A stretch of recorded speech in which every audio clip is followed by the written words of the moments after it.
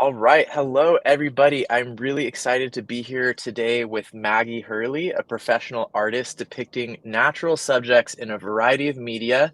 And Maggie's going to be teaching transform sketches to drawings using pencil and charcoal at Wild Wonder 2024. Yeah, I'm excited. Welcome to the show. Thank you. All right. Well, to get things started, I like to show some visuals for a visual audience. So, do you have any? I know that you work in a lot of different media, including watercolor, oil, and gouache as well. Do you have any charcoal work, charcoal or graphite work that you could show to talk a little bit about your class? Sure, I have a pile of drawings, but here is which I'll way put does you it on go? solo layout there for a minute. This is a charcoal drawing, so it's just straight Cool. charcoal. Compared to, let's see if we've got a hummingbird. Here is another hummingbird. I draw a lot of hummingbirds. This is graphite, Um, and I love hummingbirds. I have a pretty substantial population in my backyard. So, and then Nice. here's a combo of charcoal and graphite, Oh, which is something I've been playing with more lately. Um, Primarily vine charcoal. nice. Okay. Do you want me to tell? That's no, that's great. That gives people a really good taste. And if you haven't already, definitely check out Maggie's Instagram where you can see some of these recent drawings on there. I love that you're posting charcoal and graphite stuff in advance of the conference. Sometimes, like, I look at people's classes and then I look at their Instagram or their website and I can't find anything related to their class topic. So it's cool to see that you've been posting that. Um, could you maybe describe a little bit more about how the class is going to go or sort of the main goals and skills that you're going to be teaching in the class? Sure. So I'm working from the assumption that there's just a broad range of people's artistic background. So the first few minutes, I'm going to talk about the different materials, the difference between charcoal and graphite, how those two kind of play together. I am going to break down how to use a reference photo to work from. Sometimes it's hard to make the mental shift from color to black and white.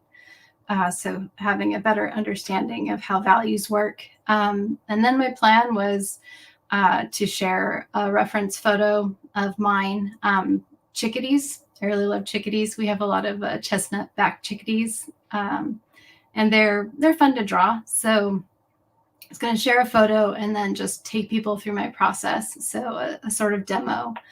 And hopefully people can draw as well. And then answer any questions people have about process. Cool. Yay. I am looking forward to it. And I do think I am going to have to, I don't currently own any charcoal. I have had it in the past, but I am gonna have to buy a few supplies, I think, for your class. And you list those even in your class. I think your supplies are even in your class description that's on the website. So you're ahead of a lot of people in terms of instructors already in terms of supplies. Could you talk a little bit more for people who are watching about supplies needed for the class? Yeah, well, my hope was to sort of keep things as simple as possible. Art supplies can be expensive, so buying a whole bunch of different things is a little bit too much. Vine charcoal is really the only charcoal you need to buy, and it's really inexpensive. You can get a pack of it like this. It's just a few bucks. Hmm. And, if you can buy one stick, that'll last you forever. I find it really helpful to also I like a kneaded eraser, Hmm. just one of these blobs. Hmm. And the nice thing about them is you can make them into different shapes so you can get, into the little details. Yeah. And then just, an array of pencils. If you only have one pencil, that works fine too. So at the very minimum, a piece of vine charcoal, an eraser, a pencil, and some paper. And Okay, that's pretty easy. yeah, Sweet. And vine charcoal is the ones that are, like, very twig-like, skinny, little, sort of brittle, very light ones, right? I mean, don't they come are there sometimes fatter ones as well, or is that something yeah, they're literally made out of charred twigs. right. So, and charred vines. Mhm. Or they also have willow charcoal, which is like Okay, that's charred what I was willow. thinking. So that's Yeah. why you get the variety. But the Mhm, thing about vine charcoal is that it doesn't have any binder in it, which means it mhm, erases really easily. You can just wipe it off with your finger. mhm. So it's really good for non-committal So darks. I could, like, write on the walls of the co-working place and then erase them afterwards, hopefully. Um Yeah, it might be messy, but if you needed to. Okay, cool. Maybe you could describe a little bit about your teaching style and background so people can get an idea of your approach or how you like to teach or anything like that. Like, are you really silly or are you really strict or um, I don't I, know. I I think I'm a rainbow of fruit flavors. I try to be light and silly. I can get a little dark at times, but life. Yeah. Um, but yeah, mostly I do not want art to be intimidating. I want people to feel comfortable with whatever level of skill they have. I really hope people understand that, you know, I think it is very rare that someone is born a skilled artist. I think it takes years and years of practice. So anybody who wants to learn how to draw can. Um, so uh, welcoming, I think, is my approach. Great. Okay, cool. Sounds good. So when students leave your class, are what are they going to leave with, or how will they be different, or what are you going to give to people like as they leave that walk out through that metaphorical door there from your class? What are they gonna? How are they going to be different? Do you mind if I get a little personal for a moment? Sure, sure. So at the end of 2021, my mom died rather unexpectedly. Mm, And there was a week of time where she was in the hospital, and it gave me a lot to think about before she passed. And when I came out of that hospital room at the end of it, all I could think about is we put so much pressure on ourselves. We make things so stressful, and very little warrants the amount of stress and anxiety that we place on it.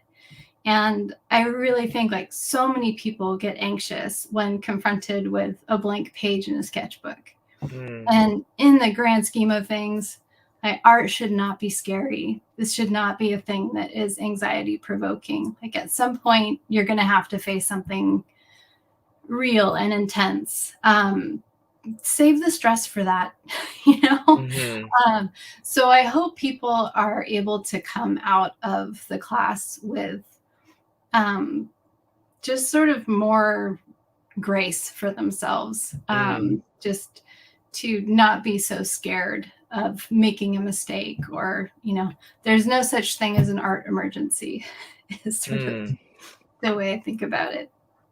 Wow, that's really touching, and I think that puts things into perspective too, because you're right. We do get stressed out or have a lot of feelings associated with making art, but yeah, you're definitely putting it into perspective there. So, well, that sounds like a great takeaway from your class for people to kind of feel more free and lighthearted about their approach to art. And I do think that a lot of people that come to the conference and a lot of people that do like consume art related content online, a lot of times they are afraid to start and they are putting a lot of pressure on themselves. So thanks for sharing that message. Okay, so in regards to the conference, have you attended, before? As far as I know, you haven't taught at the conference before, but have you ever attended, or how did you first hear about it? I'm fairly new to really getting into it, but I actually heard about nature journaling from Amy Tan. Oh, Um, cool. she's my husband's cousin. So, Oh, no way. yeah, yeah. We actually went to Panama at the beginning of the year, and I got to see her. She'd whip out her journal while we're like in the jungle. We went to some interesting places. And I lean too heavily on my camera, but she was there, doing her drawings. And I was really envious of sort of how uninhibited she was in terms of how she worked. But she told me about it years ago, and I've, taken my sketchbooks for a spin in various places. But it was definitely something that I started watching John Muir Law's videos, and the way he talks about connecting to nature is something that really resonated with me. Um, I've always been really attached to the wildlife, flora and fauna around. And with my art, I've always wanted to try and elevate the status of our little feathered friends, so people care more about them. And it sounded like the nature journaling was a perfect marriage of my art skills and my desire to connect more with nature. So the answer is no, I haven't taught at a conference before, um, but I'm looking forward to it. I think it's going to be Cool. a lot of fun. So how did you decide on the topic, that you're this topic that you're teaching? Uh, I was trying to figure out a way to offer a class that was a little bit different, but also really kind of minimal in terms of the materials someone needs to do or Mm, needs to execute.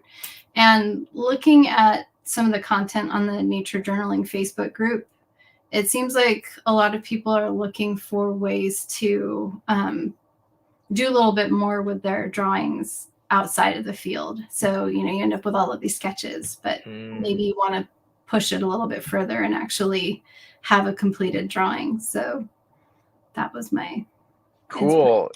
I love how you sort of identified a need and then, like, targeted that with the topic of your class. I think that's really awesome. Are you planning on taking some other classes, or have you looked at the schedule? I got my schedule right here. Do you have, like, ideas about what classes, or logistically, is that gonna be possible for you, or any keynotes that you probably have to see Amy's everything that Amy is in now, right? Yeah, yeah, and it's a joy to watch her talk about this topic. Her book has been it's been fun to hear her talk about her I book. But still need to get it.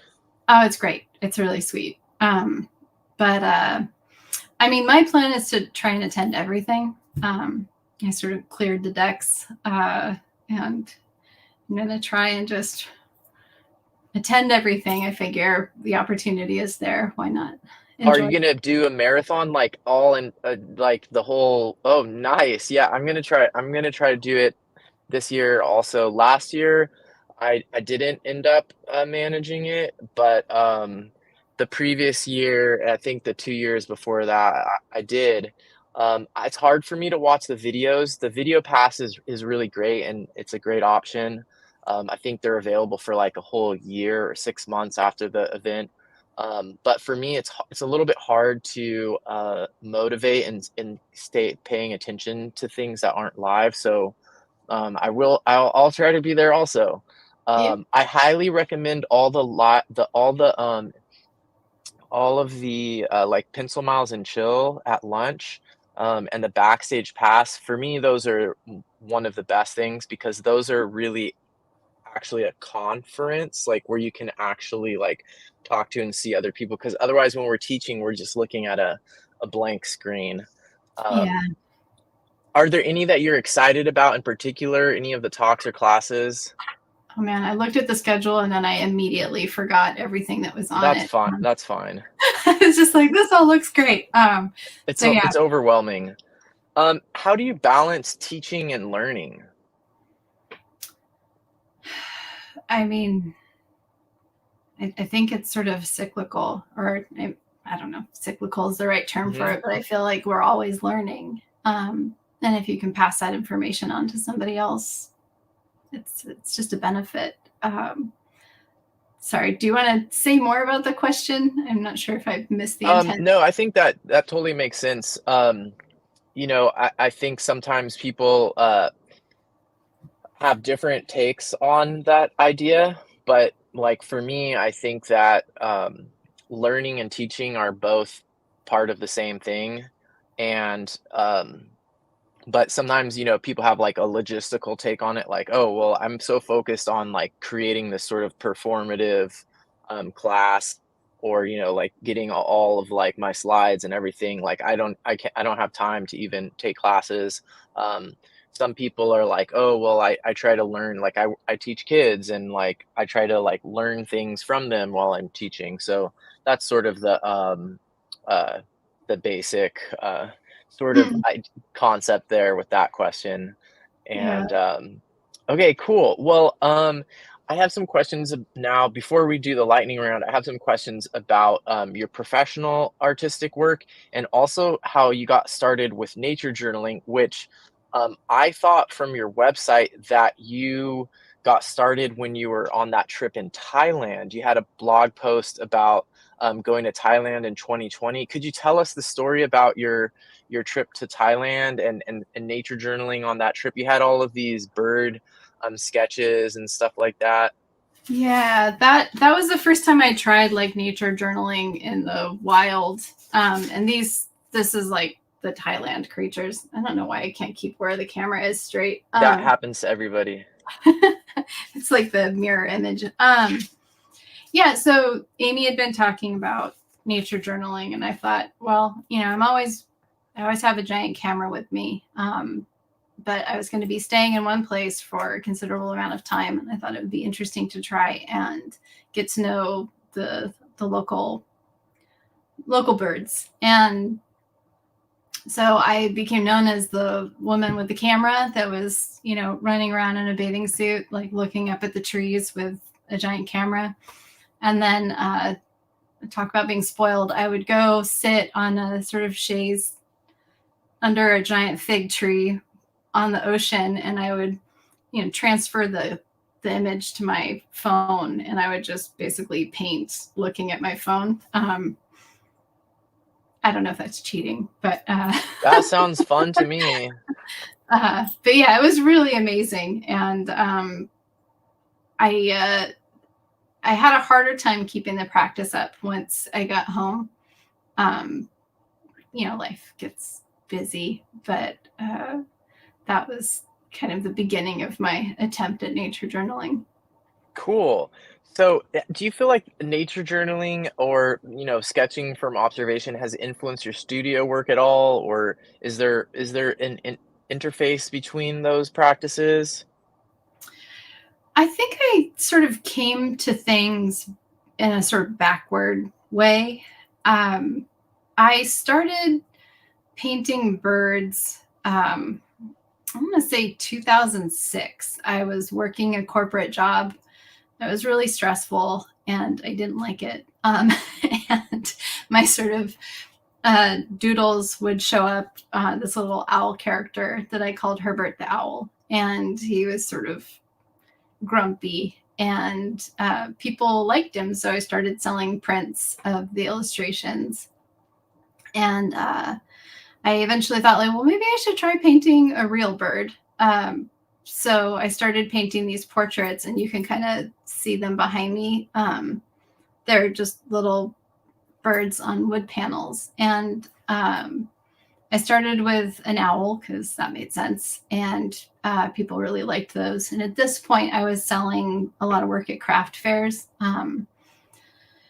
So I started painting birds and then it just spiraled out of control. And when I first started, I took some liberties. And it turns out a lot of bird people are not excited if you Mm, are inaccurate. So to appease the customers, I started paying more attention to the specifics of each bird. And doing that made me sort of care more about the birds themselves. And yeah, it just sort of spiraled into a different direction where the more attention I paid to birds, the more I wanted to pay attention to real birds, which, now I have like 3 bird feeders and 3 bird baths, and it's kind of a mayhem in my backyard at any given moment. Um, but yeah, so then watching them interact and paying attention to sort of the group dynamics of, a small family of pygmy nuthatches was just really a joy, especially during the whole COVID lockdown Mm. situation. So documenting the way that they interact was sort of the extension of that. So, obviously paying attention to the bird, the way it looks, feeds the accuracy of the paintings I create. That's really cool. I didn't realize that from looking at your Instagram, your website. I didn't realize that sort of trajectory, and that's a really interesting way that being a professional artist led you to, and trying to satisfy your customers led you to making more careful observations of the bird. So um, that's really interesting, and that brings me to my next question, which is who do you think, benefits the most from art? The person who's making it, or the person who is, seeing it, or owning it, or purchasing it? Oh, I mean, I think both. Maybe it just sort of depends. Because I've seen some people try to make art get so frustrated that they want to, Mm. run out of the room screaming. And so obviously they're having a hard time. Um, I think, a lot of people look at art, depending on the art, they don't understand it. It's confusing. So maybe that's a different experience for them. But, um, there have been studies about the presence of art in hospitals in terms of like Mm. better outcomes in recovery. Mm. Art is healing to look at, and then you have art therapy, which is an actual therapeutic mechanism for people. So I think it just depends on your approach, but I think there are benefits on both sides. Okay, good answer, because it was sort of a, I guess, a loaded question, or like a biased question. But anybody who answers, you've already answered multiple of my questions as "it depends," which to me is a sign of wisdom, because almost anything in nature that you ask a question, the correct answer is "it depends." So, um, good job. Good job with that.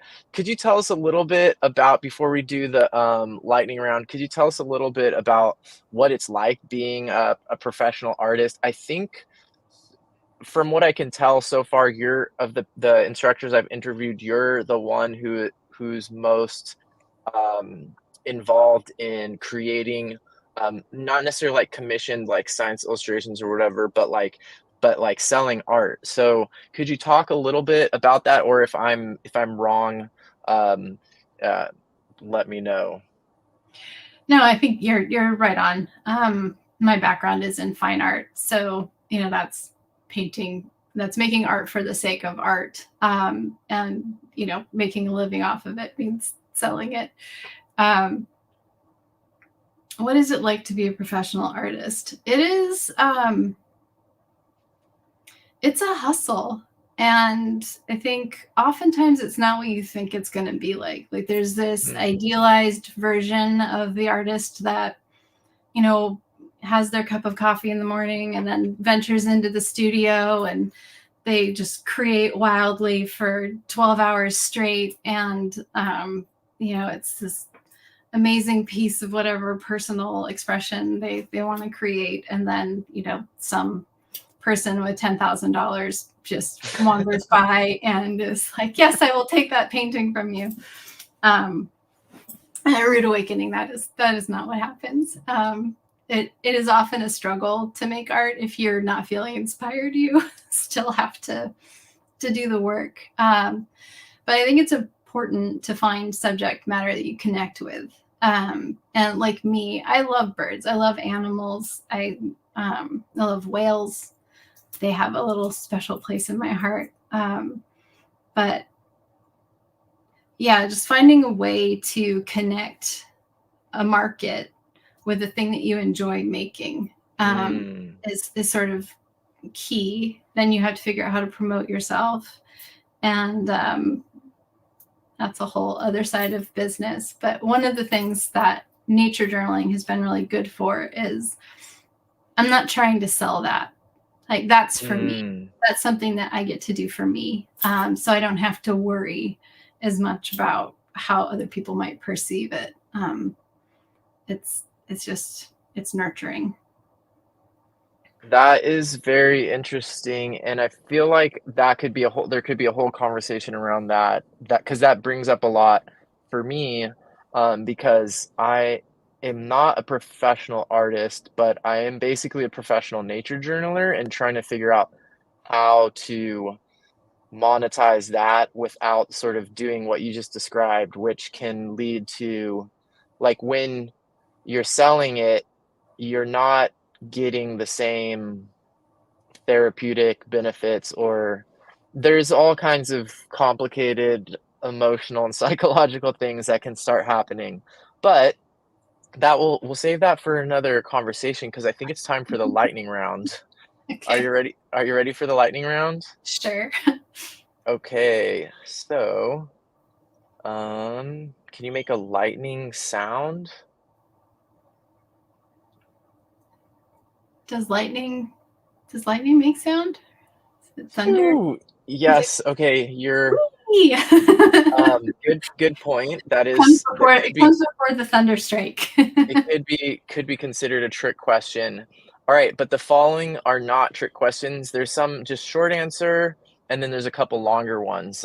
So we'll start with these yes or no and short answer ones. Is coffee an essential art supply? Absolutely.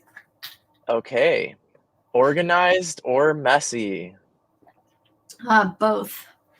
Okay, it depends. Do you like to, make art alone or with other people? It depends on my mood. Does your family understand your art? Yes, they're very supportive. So Nice. Do you eat snacks while you're making art? definitely. Are you a perfectionist? It's a battle. I'm trying not to be. Okay. Plants or animals? Animals, Ink or graphite? graphite. When it comes to art supplies, do you maximize or minimize? I'm trying to work on minimizing, but the drawers full of 100 different tubes of every paint color in my studio would tell a different story. Okay. Would you rather paint, on Mars or in the deep sea? Is this assuming that I'm going to survive either Yeah, experience? all of the logistical there's engineers and scientists dealing with all of the logistics. You just are making and the comfort and everything. You're just making the art. Okay. Uh, it's a terrifying but deep sea. Okay. Do you like, focusing on the big picture or the micro? This just seemed constantly wishy washy, but both Okay, no problem. Fast or slow? slow. What facial expression do you make when people look at your art and then say, "You are so talented, I could never do that"? Okay, good job on the short answer ones. So the next ones are a little bit longer, but still lightning round. If you could make art with any historical figure, they don't have to be an artist, but which historical figure would you want to have a little like sketching session or painting session with? That's tricky. Um, I feel like David Attenborough would be a really Mm, super lovely human being to hang out with. I feel, especially in a nature journaling capacity, he would probably have a lot of information to share. Yeah. But also like Beatrix Potter, I think she would Mm. be an interesting person to. Yes, that is I think she's one of the top choices, Mm, people choose for, that question, and David Attenborough's voice came into my mind sort mm. of narrating your painting process, as you're going, so that'd be really cool. If you could have an art superpower, what superpower would you want to have? To not be attached to outcomes. Ooh, yeah, that is a huge one. Great. Okay, if you were gonna be stuck on a deserted tropical island with all your survival needs taken care of, what 5 art supplies would you bring with you? Um, a pencil Okay. and an eraser. I've been using a Blackwing pencil, which I Mm, picked up. I've heard they have like kind of a weird culty following. I don't mhm. totally get it. It's a fine enough pencil. Um, but yeah, I'd probably bring that along because it's a nice pencil. Sketchbook. I'd bring a set of gouache paints too, Mm. and there I have this one paintbrush that I love, and it came in a set. It has some Japanese handwriting on the side. I have no idea who makes it. If it Hmm. ever vanishes from my studio, I'll be very sad. But it is like it's perfect. It's perfect for Mm. gouache painting. So was that five? Cool. I lost track because I was making a note to look up more information about Blackwing pencil cults. Um, It's really silly. It's just like they have that square or rectangular eraser too, right? yeah, and I like this one because it's upside down. It's matte, and one of the things Oh, that is kind of frustrating about graphite is how reflective yes. it can be. But this one's pretty cool for that. Although I also picked up a set of pencils recently. Um, these they're also if Ooh. you don't like reflective graphite, these will fix that for you. Ooh, let's get more into that in a minute when we're out of the lightning round because I do have some questions about supplies, and people always love that topic. Okay, so last 2 questions for the lightning round. If there was a nature journaling Olympics, or we can broaden it to other nature art, if there was a nature art Olympics, what event would you be in? I think cutest bird. Cutest bird, nice. That there's gonna be some serious there's gonna be a lot of competition in that one too, I think. It's gonna be a popular event. Okay, and then final lightning round question is, which, fictional character it could be from, if you I'm not sure what your taste in, like, reading or, movies are, but you can choose from any of those. Which fictional character do you think would be best at nature journaling? Uh, and maybe this has to do with what I've been watching a lot of lately, but Monk from Adrian Monk, the detective from the detective show. Mm. Are I you haven't familiar? seen that show, but I have noticed that lots of people choose detectives, for this question, so very interesting. Alright, good job surviving the lightning round. Let's make the lightning go away. Okay, cool. Alright, so, we're gonna talk about supplies in a second, but, how about we talk about beginners for a little bit? What is your number 1 tip for people who are just getting started with art? I think you gave a couple ideas already about what you think is important, but maybe any other, tips maybe? I mean, really just be patient, give yourself time. Um, Understand that, cameras are great for picture perfect representations of things. As an artist, you get to make some choices about what you're drawing. So just go easy on yourself. Great. Okay, so, do you ever experience self-doubt or feel like your work is not good enough? Oh, yeah. Could you talk about that or describe your process around, like, what you do when that comes up or how you work through it?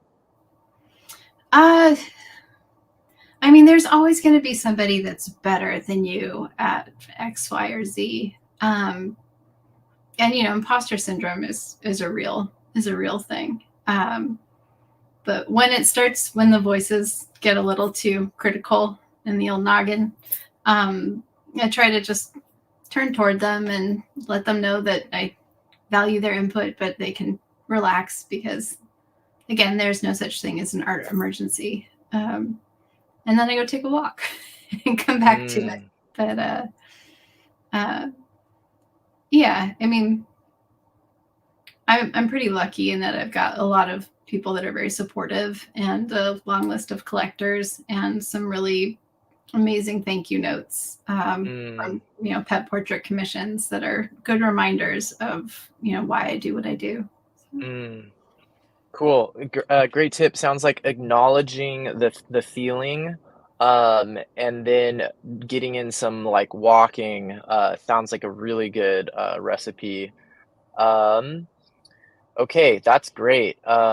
So let's talk about supplies now, and I think this is often people's favorite, topic. So I really wanna get into it with you because one of the things that's really noticeable when looking at your Instagram and your website, and I'll put up your, website here, that people can see and put into the comments too, but one thing that really stands out is that you work in, a variety of media, oil, watercolor, gouache, and then your class is about graphite and charcoal, dry media. So um, I have a couple questions, and let's start off with some easier ones, and then we can kind of like go into bigger stuff. But like, this is one I really wanted to ask you: is do you think that watercolor is inherently a difficult media to work with? I think it depends on your approach. And when I was a kid, I actually learned to paint with watercolor. That was what I started working with as a kid, and I got really excited about it. And my little sister took one of my paintings into her art teacher in middle school to show her, and the teacher was like, "She doesn't use watercolor correctly." And that's that was one of the like early memories I Wow. have. Because I would get really detailed with it. If you don't get your paper super wet and you keep your paint kind of, not runny, you can do a lot of really detailed work with watercolor. Um, and anyway, so I love that story. uh, so yeah, I mean, it is difficult if you expect to have a lot of control over it and haven't used it for very long. Mhm. I had read that you started with watercolor on your website, and I'm glad that I'm laughing at that story, but I'm also glad that that interaction didn't, turn into the kind of thing that can make someone not be an artist for the rest of their life. Or like, Amy has some pretty interesting stories about feedback from teachers and then how she proved them wrong in the end. But so I'm really glad that didn't, have some major traumatic or like effect of like turning you in the other direction. Luckily for me, I started when I did watercolor as a kid, I hated it. And I'm not sure why, but I think I was a perfectionist and I really liked control. And I had received positive feedback on some of my drawings, and I was very in pursuit of reproducing that positive what was creating positive feedback from adults. And so I was afraid of trying different things. And when I tried watercolor, I couldn't, it maybe triggered that desire to have control. And so then I didn't touch it for forever, for decades. I've met John Muir Laws and learned about nature journaling in like 2013 or 2014. And I just started getting little by little all the stuff that he uses, and I started using his watercolor palette. And I had not heard, luckily, that watercolor is a difficult media, and I started using it for quite a while before I first heard that. So I think that was helpful because I just kind of started, practicing and, basically like trying to figure out how to use it and experimenting. So that was helpful for me. What do you think about going back and forth between different media? Do you have any thoughts about that? Like, is it harder? Is it does it depend? Well, I was sort of thinking about what you were saying, the notion that watercolor is inherently difficult. I mean, really, you could say that about any medium, um, just depending on what your expectations are. Mhm. When I first started with oils, I hated it. I hated it. And it took a Mm. while. Like it was really slippery. I was trying to paint on masonite, which has like no texture. So everything was just slipping around. And I was used to watercolor that behaved one way. Oil very much does not do that. But after learning how to use oil paints, you learn how forgiving they can be. Watercolor, a little less forgiving, but it also just depends on your mindset. Mhm. Um, but I do like to move back and forth, and I'll definitely get into a phase where I'm only working with one medium a lot. But I don't know, man. Like I know it's trite, but variety is the spice of life, right? Mhm. Okay, so what tips do you have for beginners who are hearing these different things? Like they might hear, "Oh, this is forgiving, this is hard," um, or they're Mm. hearing all kinds of different information. Do you have any tips for them on like deciding what to use?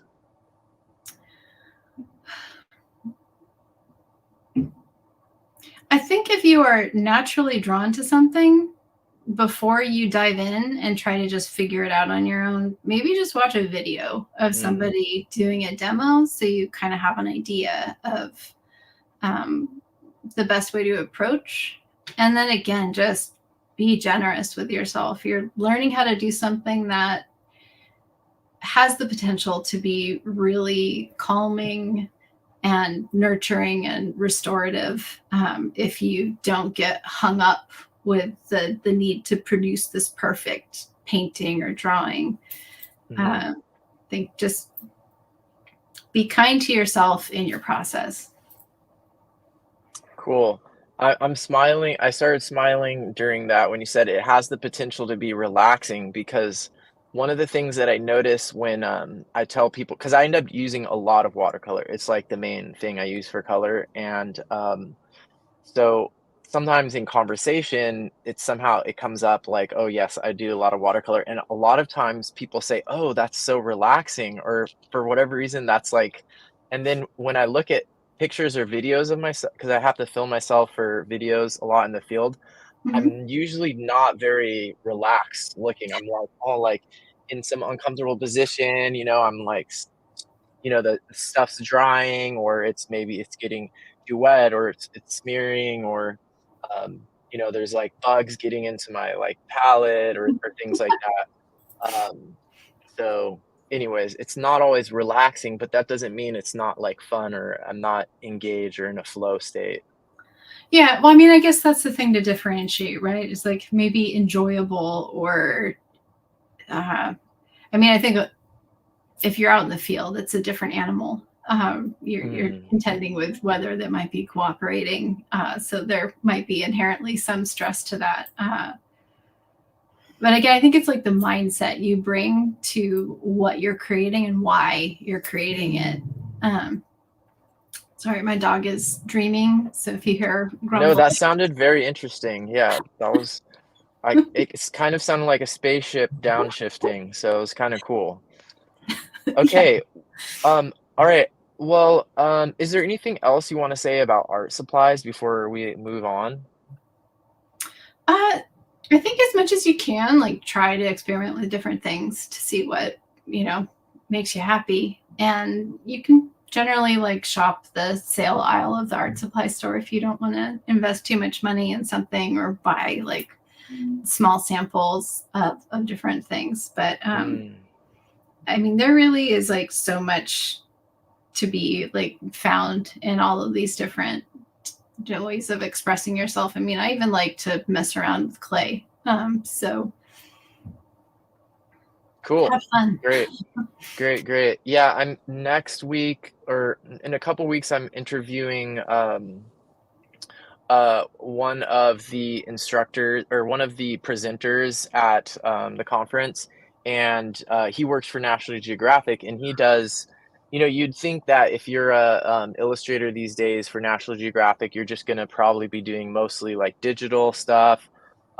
But he even builds like models and does like claymation, and it's really cool to see that there are still people doing that are those sort of like polymath artists that are doing all of these different things, and that you can still even work for be a professional in that today, when we live in a society where oftentimes it seems like you're supposed to focus like and be as specialized as possible. So it's cool to see people like you that are still doing so many different things. Speaking of doing different things, I want to talk about two of your two of the things that stand out on your Instagram and your website in terms of your professional work, pet portraits, and I also was really interested in your whales. Um, could you talk a little bit about those two different, and then we'll talk about some conservation stuff after that.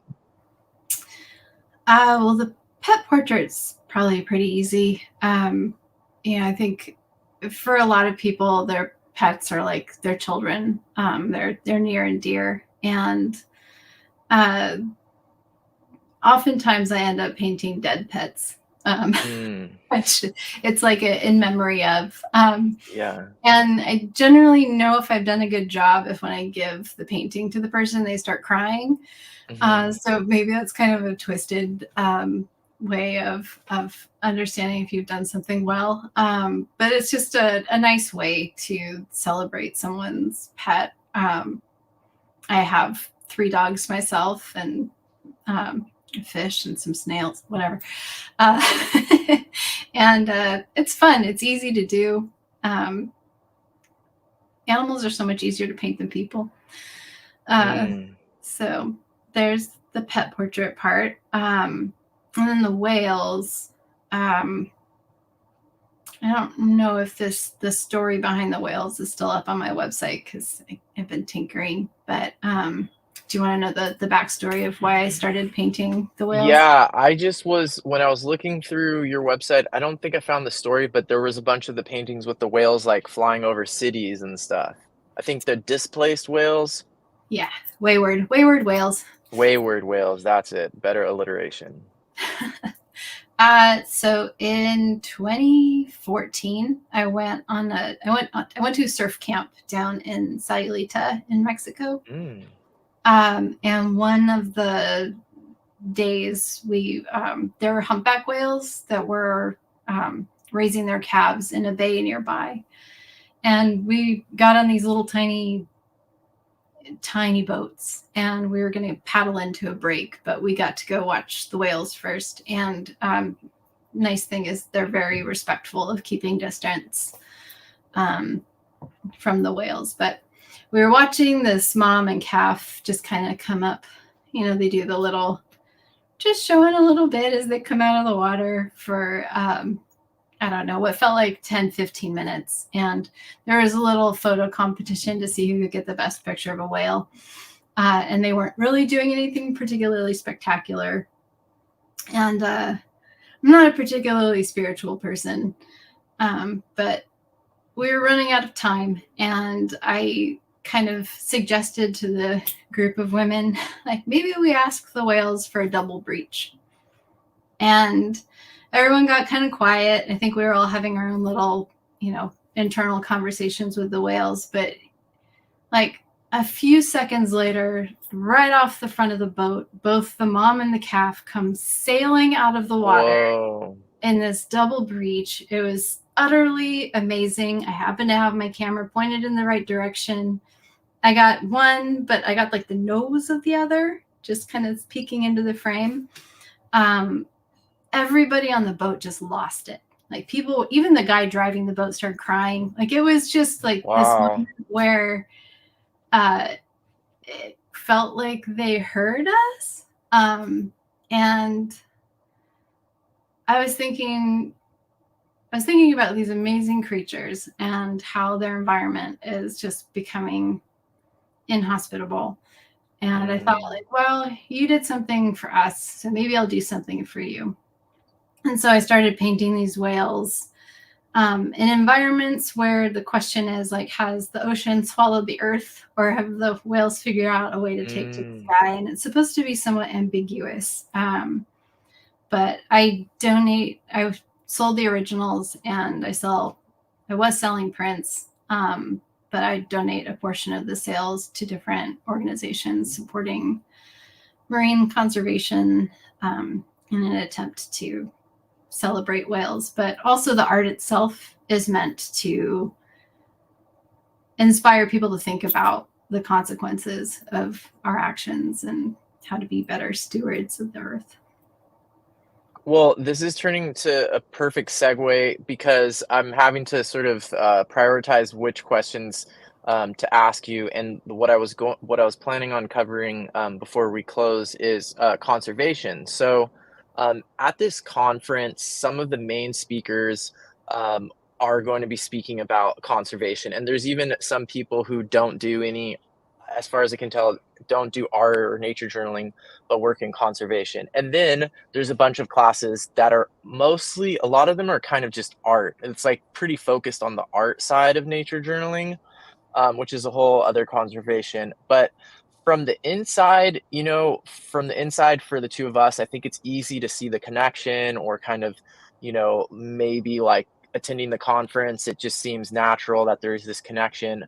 But do you think the connection is obvious? And how do you think art can relate to conservation?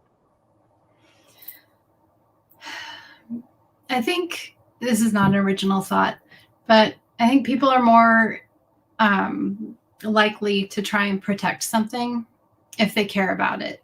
Hmm. And they're more likely to care about something if they can connect to it. And I think art, whether you are creating it or viewing it, is creates opportunities to really connect. So, these little birds I have, if a person wakes up every morning and they see this little bird and it makes them smile, they might start paying attention to the birds out in the world. And that makes them maybe want to care more about them. And what art does, if you're creating art or nature journaling, it really brings your focus into what you're drawing a picture of. And I think I think it's John Muir Laws who talks a lot about um, when you connect to something like sustained attention. Is that what Hmm. he says? Sustained Sustained attention. over time equals love. Mhm. Yeah, yeah, and that's such a powerful statement. So I think if the connection isn't obvious at first, it becomes pretty apparent when a person is doing something more.